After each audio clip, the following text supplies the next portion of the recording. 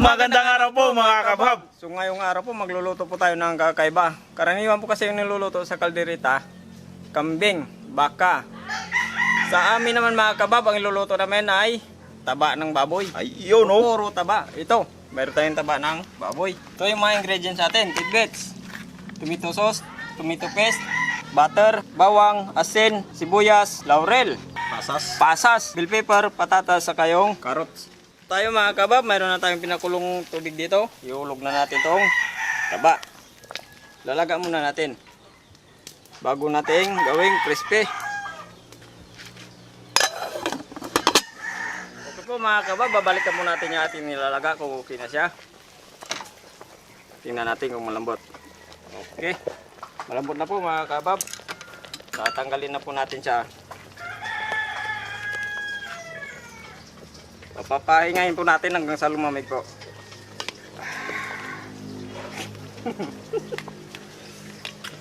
Ayan. Pahingayin muna natin.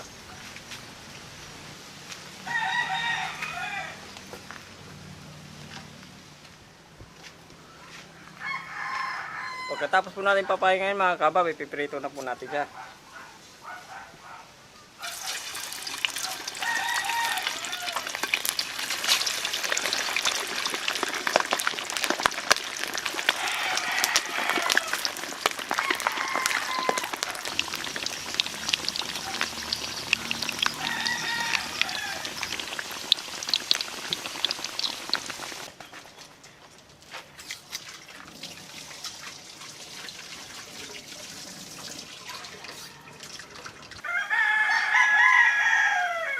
Okay na po ito mga kabab, ayan o. Tingnan nyo po yung kulay niya.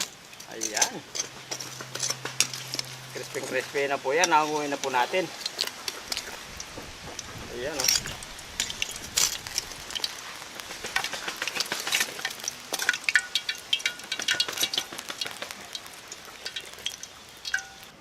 After po natin kunin ito mga kabab, gagawa pa tayo ng kanyang sauce. Sige, luluto pa natin yung mga kanyang ingredients. Okay po mga kabab, butter po yung gagamitin natin panggisa. Hintayin na po natin ito mga kabab hanggang sa matunaw yung butter natin. Bago natin ilagay yung mga sibuyas, bawang, saka yung patatas at carrots. Mula na po natin mga kabab, bawang.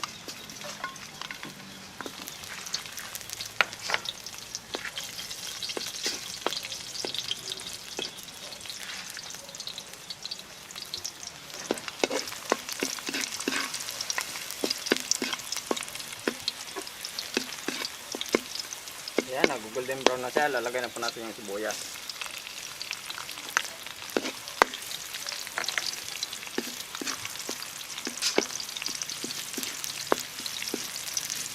Lagay na po natin yung patatas.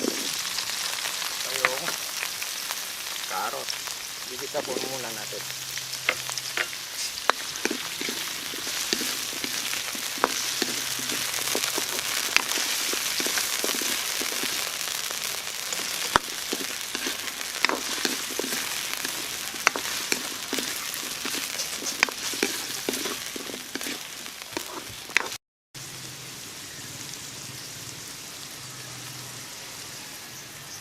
Okay mga kabab, pagkatapos natin mag-isa, maglalagay naman po tayo ng tubig para pampalambot po sa ating patatas at carrot.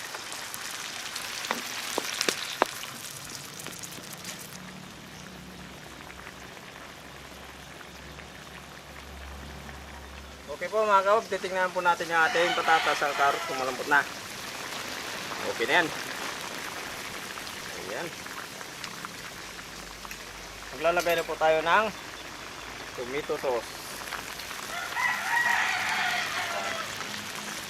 tomato paste, pagpatingkan ng kulay, yung palasa rin, kayong sabaw ng tidbits.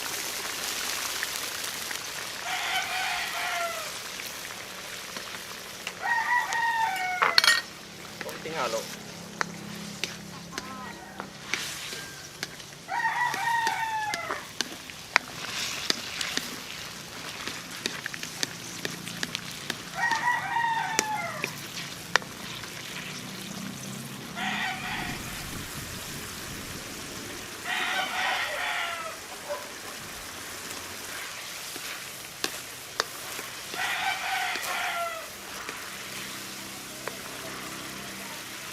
Okay mga kabab, maglalagay na tayo ng pasas. Kayong pineapple slice, laurel, bell pepper. Okay, maglagay rin po tayo ng asin. Ulihin muna natin.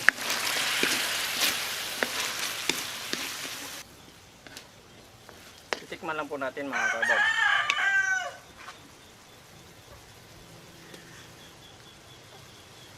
Ako po. Huwag suwabi yung lasa. Okay na po ito. Anguin na po natin. Tababa na.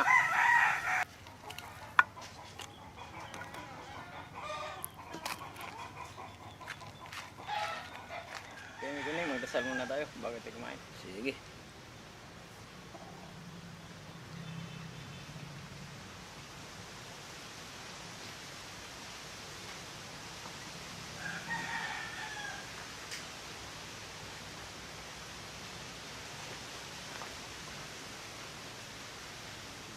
Okay mga kabab, kain na po tayo. Mayroon po tayong niluto na crispy kaldereta taba ng baboy. Nako, yun. Tara na. Wow. Wow, ulam. Mapapawaw naman tayo nito. Nako. Gagamitan natin ng, excuse me, gagamitan ng sandok. Ayun oh.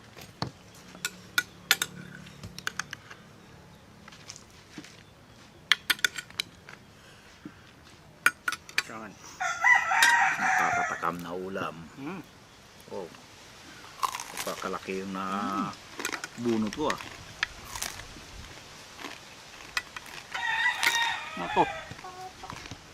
Crispy. Crispy. Tara na po mga kabab, kain po tayo.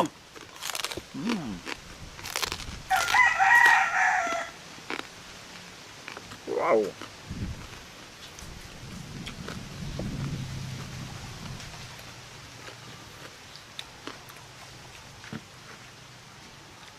Madalas po ito niluluto sa mga handaan. Ako. Nililibil up lang naman yung igon niya. Ginawa namin crispy. Dito na. Nagawa na. Sa mga hindi pa po kumain dyan, ako sumabay po kayo sa amin, no? Oh.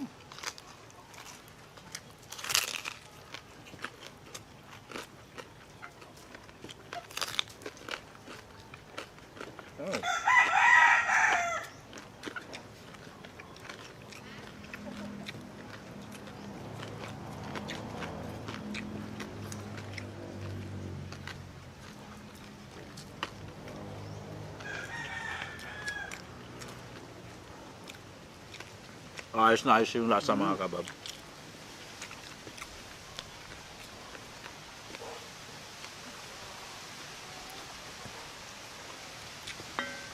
Napakasarap. Simpleng luto ng kaldereta. Naku.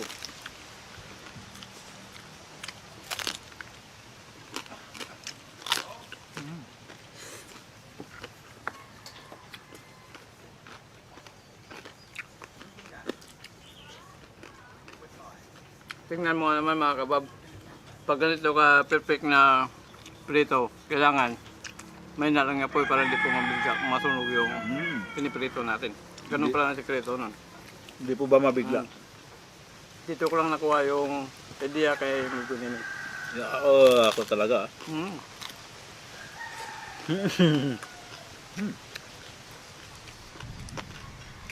Siyempre sa'yo. Magkaibigan tayo. Migo. Siyempre man. Maganda kasi marami kang kaibigan, marami kang matutunan kung lalo na pag sip cook yung Ay, yung barkada natin. Ako.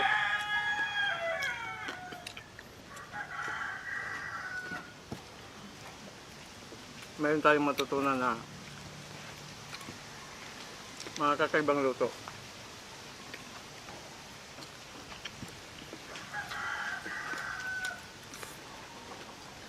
Kagaya nito, yung gamit namin sa kaldereta, puro taba. napaka-okay. Napakasarap nito. Wow. Ginawa namin crispy.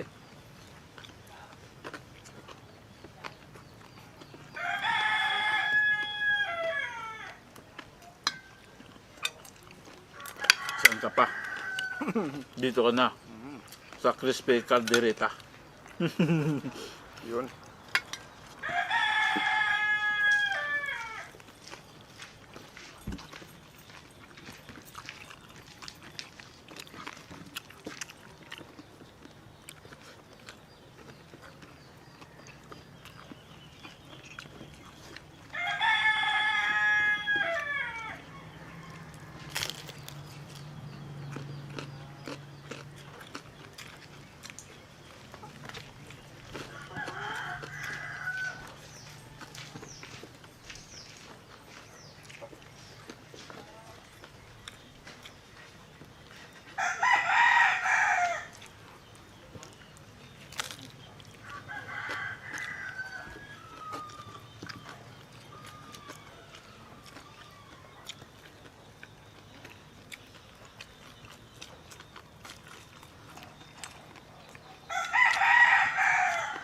Mga kabab, pasensya na po kayo kasi si Migo Randy, hindi po namin nakakasama kasi po naglipat siya ng bahay, malayo po siya, hindi namin mapuntahan kasi pagtapos nito may kanya-kanyang trabaho kami ni Migo Andong.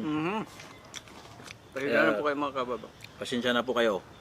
Babalik rin po yun. Huwag po kayo mag-alala. Paglaanan namin ng oras, pag hindi na kami busy, pupuntahan namin sa bahay nila. Promise po mga kabab.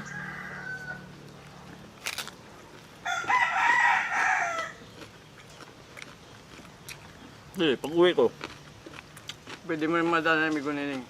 malayo na siya. Yung dating bahay nila, malapit lang. Ay, oo. Nga pala. Pag uwi ko, pwede ko daanan ngayon nasa malayo na siya. Mga 4 kilometers pa. Ay, Malayo. malayo nga. Malayo yun. Kaya hindi namin na update tuloy si Migo Randy. Si Migo Randy rin naman kasi hindi rin kasi nag-update kung Hindi naman siya nag-online parate. Kaya hindi namin siya maano. Ay, pag uwi namin, pag uwi ko, halimbawa ko, pag uwi ko, pupunta na ako sa pinapagawa kong bangka.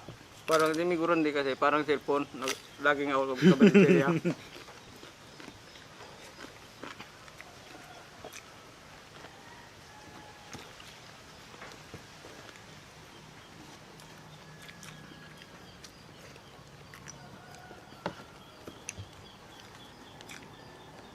Napakalayo naman sa noon, Migo Nining. Oo, noon na. Hindi ako makakapunta doon kasi wala naman ako sasakyan. Noong una, pwede ko madaan ng bahay nila bago ako makarating sa bahay. Pero nung isang araw, Migo Nining, pumunta sa bahay. Eh wala ako doon, busy rin ako. Nasa laot ako eh. Nangingisda. Mamaya pagkatapos naman ito, andun na naman. Kalaot na naman. Mm. Ako, pupunta naman ako sa pinapagawa kong bangka.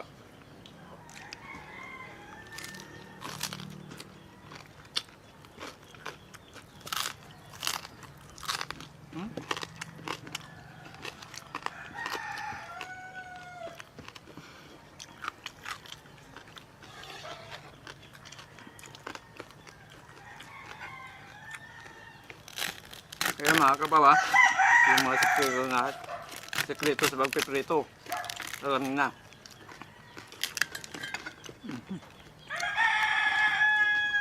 May gandong. Mm.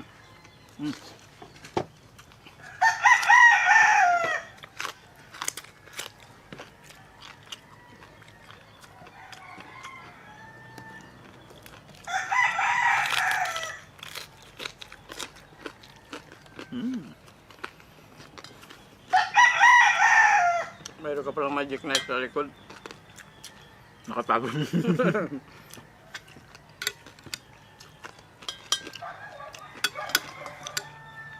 Sinabi na namin ni Migo Nining kung anong ginagawa ni Migo Randy. Ngayon lang namin na-update. Pasensya na po mga kabab.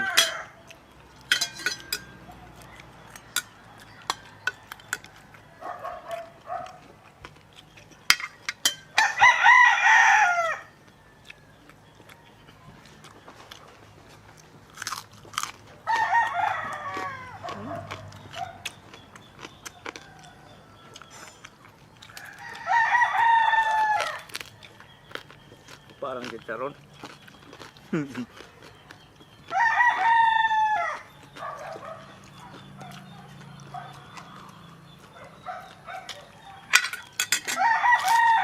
Kuha na ako magaling. Mm.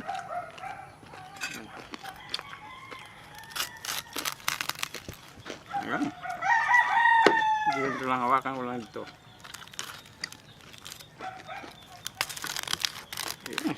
Grabe. Perfect talaga yung pagkakaprito ko. Ba?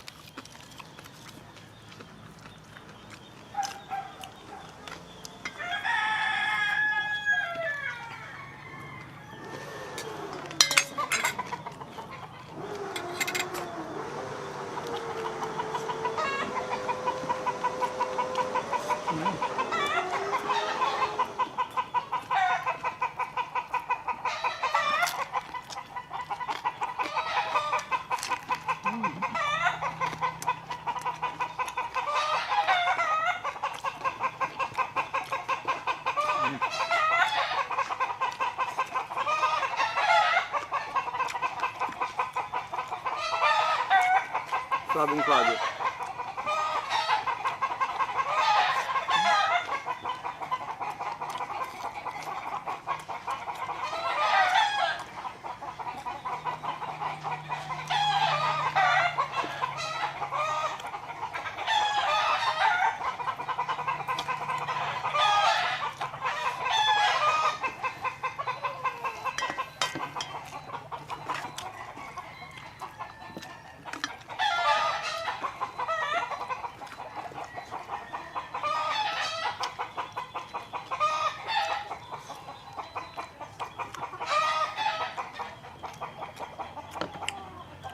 Kakalamig ko nga. Labas ko lang yung ating maiwagang papel. Ayun.